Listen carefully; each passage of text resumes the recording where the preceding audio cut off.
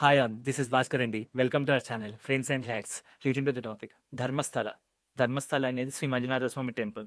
ఇది మనందరికి తెలుసు. ఇది కర్ణాటకలో ఉంటుంది. ఈ మధ్య జరిగిన కొన్ని ఇన్సిడెంట్స్ వల్ల ధర్మస్థల అనే పేరు టీవీ న్యూస్ ఛానల్స్లో హెడ్లైన్స్ అయిపోయింది. అసలు ఏం జరిగింది? ఇంతకీ అలా న్యూస్ హెడ్లైన్స్లో రావడానికి గల కారణాలు ఏందో మనం ఈ వీడియోలో తెలుసుకుందాం. ఈ వీడియోలోకి వెళ్ళే ముందు నేను కొన్ని పాయింట్స్ మీకు చెప్పదలుచుకున్నాను. అందులో ఫస్ట్ పాయింట్, ఈ కేసులో ఎవరైతే అలిగేషన్స్ మోపబడిన వాళ్ళు ఉన్నారో, అలిగేషన్స్ చేసిన వాళ్ళు ఉన్నారో, వాళ్ళ పేర్లు కానీ వాళ్ళ డీటెయిల్స్ కానీ ఎక్కడా బయటకు చెప్పకూడదని కోర్టు ఆర్డర్ అది. అందువల్ల ఈ ఎంటైర్ మీడియాలో వాళ్ళ పేర్లు కానీ వాళ్ళ డీటెయిల్స్ కానీ మనం ఎక్కడ మెన్షన్లో మనం విజిల్ బ్లోవర్ అని ఒక పదం వాడతాం. అసలు విజిల్ బ్లోవర్ అంటే ఏంటో ఫస్ట్ నేను చెప్తాను మీకు. విజిల్ బ్లోవర్ అంటే ఏదైనా ఒక సంస్థలో పనిచేసే వ్యక్తి ఆ సంస్థలో జరుగుతున్న అన్యాయాలు కానీ అక్రమాలు కానీ బయట ప్రపంచానికి తెలియజేస్తే ఆ వ్యక్తిని విజిల్ బ్లోవర్ అంటారు. మన కేసులో విజిల్ బ్లోవర్ 1995 నుంచి 2014 వరకు ధర్మస్థల టెంపుల్ ట్రస్ట్లో పారిశుద్ధ కార్మికుడిగా పనిచేశారు. అతను పనిచేస్తున్న టైంలో అతను చాలా శవాలు పాతి పెట్టడం జరిగిందంట. ఆ శవాలు పాతి పెట్టమండం కూడా ఆ టెంపుల్ ట్రస్ట్లో ఉన్న పెద్ద మనుషులు చెప్తే చేశాడంట. అది మొదట్లో ఒక్కో శవం పాతి పెట్టాడంట. కానీ తర్వాత శవాల ఫ్లో ఎక్కువైపోయి ఆ శవాల ఒంటి మీద కూడా చాలా రక్తం మరకలు, చాలా గాయాలు, అత్యాచారం జరిగిన ఆనవాళ్ళు కనిపించాయని అతను చెప్పాడు. సో ఈ విధంగా ఎందుకు పాతి పెట్టాలని ఆ టెంపుల్ ట్రస్ట్లో ఉన్న పెద్ద మనుషులను అడిగితే చెప్పింది చేయకపోతే తనను కూడా చంపేస్తామని బెదిరించాడని అతను చెప్పాడు. ఈ విషయాన్ని అతను జూన్ 22న మనకు బయట ప్రపంచానికి తెలియజేశాడు. తర్వాత ఏం చేశాడంటే అతను డైరెక్ట్గా పోలీస్ స్టేషన్ దగ్గరికి వెళ్లకుండా కొంతమంది లాయర్ల హెల్ప్ తీసుకున్నారు. తీసుకొని ఈ కేసు డీటెయిల్స్ అన్ని ప్రాపర్గా ఫైల్ చేశారు. ఏ తప్పులు లేకుండా, ఒకవేళ అతనికి మనం జరిగితే ఏం రియాక్ట్ అవ్వాలి, ఇలా డీటెయిల్స్ అన్ని ప్రాపర్గా పకడ్బందీగా ఫామ్ చేశారు. చేసిన తర్వాత జూలై 3 రోజు పోలీస్ స్టేషన్కి వెళ్ళారు. వాళ్ళు ఏం చేశారు, జూలై 4 రోజు BNS 211A కింద ఎఫ్ఐఆర్ ఫైల్ చేశారు. మరి ఇతను జూన్ 10th 11th మధ్యన కోర్టుకు హాజరయ్యాడు. ఆ కోర్టులో ఏం చేశాడు, ఇతను నేరులో వెళ్లకుండా అతను పాతిపెట్టిన స్థలం నుంచి కొన్ని శవాల స్కెల్టన్స్ తీసుకుని వెళ్ళి కోర్టులో సబ్మిట్ చేశారు. సో దానివల్ల కేసు ఇంకా స్టాల్ అయిపోయింది. సో అతనికి ఏంటంటే ఈయన జడ్జి గారు కూడా అతనికి విట్నెస్ ప్రొటెక్షన్ కూడా కల్పించారు. ఎప్పుడైతే ఈ విషయం బయటకు తెలిసిందో వైరల్ అవడం స్టార్ట్ అయింది. ఎప్పుడైతే వైరల్ అయిందో కర్ణాటక స్టేట్ గవర్నమెంట్ మీద ప్రెషర్ పెరగడం స్టార్ట్ అయింది. సో అలాగే కర్ణాటక మహిళా కమిషన్ కూడా ఈ కేసుని సుమోటోగా తీసుకుంది. ఎప్పుడైతే ఈ కర్ణాటక స్టేట్ గవర్నమెంట్ మీద ప్రెషర్ పెరిగిందో గవర్నమెంట్ సిట్ని ఫామ్ చేసింది. జూలై 19 రోజు కర్ణాటక స్టేట్ గవర్నమెంట్ సిట్ని ఫామ్ చేసింది. దాన్ని డీజీపీ గారు రీచ్ చేస్తున్నారు. ఈ సిట్ ఎప్పుడైతే ఫామ్ అయిందో జూలై 20th రోజు ధర్మస్థల టెంపుల్ ట్రస్ట్ వాళ్ళు కూడా ఈ ఇన్వెస్టిగేషన్ వెల్కమ్ చేస్తున్నారు. ఈ సిట్ 26th రోజు మన విజిల్ బ్లోవర్ని డీప్ ఎంక్వైరీ చేశారు.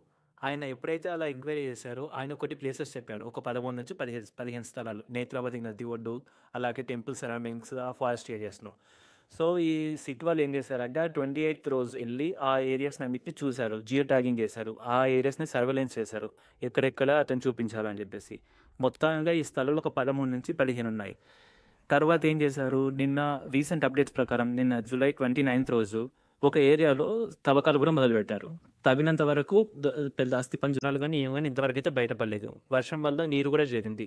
ఇప్పటికైతే ఏ ఒక్క దగ్గర అస్థి పంజరం అయితే బయటపడలేదు. కానీ వాళ్ళు ఏం చేస్తున్నారంటే మిగతా 13 నుంచి 15 స్థలాలు ఉన్నాయి కదా, వాటిని కూడా కంప్లీట్గా తవ్విన తర్వాత ఫైనల్ రిపోర్ట్ ఇస్తామని చెప్తున్నారు. ఒకవేళ అందులో ఏమి శవాలు దొరకలేదంటే మన విజిల్ బ్లోవర్కి శిక్ష పడుతుంది. ఒకవేళ శవాలు దొరికినాయి అంటే ఫర్దర్గా కేసు అనేది ఇన్వెస్టిగేషన్ ముందుకెళ్తుంది. ఇన్ని రోజులు ఈ కేసు గురించి బయటకు ఎందుకు చెప్పలేదని అడిగితే అతను ఈ విధంగా చెప్తున్నారు. నేను ఆల్రెడీ ఫస్ట్ వచ్చినప్పుడు కొన్ని శవాలు పాతి పెట్టమని చెప్పారు. అతను ఏమనుకున్నారంట, ఆ శవాలు నదిలో కొట్టుకొచ్చాయి, ఆ అమ్మాయిని ఆత్మహత్య చేసుకున్నారని అనుకున్నారట.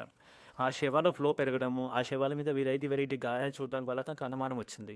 ఆ అనుమానం వచ్చిన తర్వాత ఎవరైతే అతను అలిగేషన్ చేస్తున్నారో ఆ పెద్ద మనిషిని అడిగితే వాళ్ళు చెప్పింది మాత్రమే చేయాలి, ఇట్లా క్వశ్చనింగ్ చేస్తే నువ్వు కూడా వాళ్ళతో పాటు శవంగా తేలుతావని బెదిరించారని చెప్పారు. ఆయన కుటుంబానికి థ్రెట్ ఉందని భయపడి ఈ రోజులు బయటకు రాగడదట. 2014లో అతను ఎప్పుడైతే టెంపుల్లో పని మానేసి బయటకు వెళ్ళిపోయాడో అతన్ని గిల్ట్ వెంటాడుతూ ఉందని, ఆ గిల్ట్ తట్టుకోలేక ఇప్పుడు బయట పెడుతున్నానని అతను చెప్తున్నాడు. 2003లో అనన్య భట్ అనే ఒక మెడికల్ స్టూడెంట్ ధర్మస్థలకు వచ్చి మిస్ అయింది. ఆ విషయం తెలుసుకున్న వాళ్ళ అమ్మ సుజాత భట్ వచ్చేసి పోలీస్ స్టేషన్లో కంప్లైంట్ ఇవ్వడానికి ట్రై చేశారు.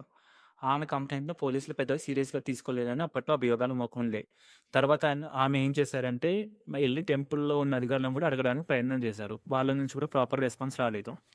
ఆ ఇన్సిడెంట్ జరిగిన కొన్ని రోజులకు ఆమె మీద ఎవరో దాడి చేశారు. దాడి చేయడంతో ఆమె 3 నెలలు కోమాలో ఉన్నారు. బెంగుళూరులో ఒక హాస్పిటల్‌లో ఉండి ట్రీట్మెంట్ తీసుకొని మళ్ళీ బాగయ్యి వచ్చారు.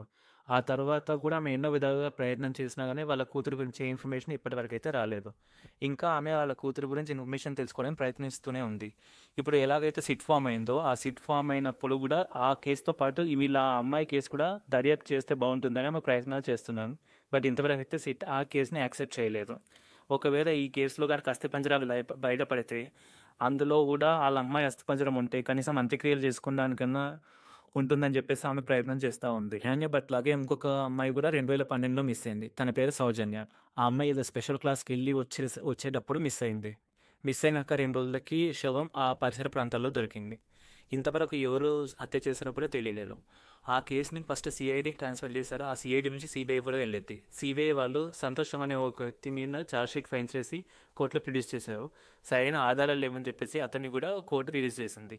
చాలా సంవత్సరాల తర్వాత మళ్ళీ వాళ్ళ ఫ్యామిలీ వాళ్ళు కూడా మళ్ళీ కోర్టులో రీఇన్వెస్టిగేషన్ జరగాలని హైకోర్టులో అపీల్ చేశారు. బట్ హైకోర్టు రిజెక్ట్ చేసింది. అది జరిగి చాలా సంవత్సరాలు అవుతుంది. ఇప్పుడు ఆధారాలు అవన్నీ సేకరించలేమని చెప్పేసి. వాళ్ళు కూడా ఈ కేసు మాస్ బెరియల్ కేసులో ఏదైనా ఒక హింట్ దొరికితే వాళ్ళ అమ్మాయికి కూడా అవి ఇండైరెక్ట్‌గా హెల్ప్ అవ్వచ్చు అన్నట్టు చూస్తున్నారు. ఇలాంటి కేసెస్ కాకుండా ఇంకా చాలా కేసెస్ ధర్మస్థల చుట్టుపక్కల కూడా జరిగాయని స్థానికులు చెప్తా ఉన్నారు. ఇంతవరకు చాలా కేసెస్‌లో ఎటువంటి పురోగతి లేదు.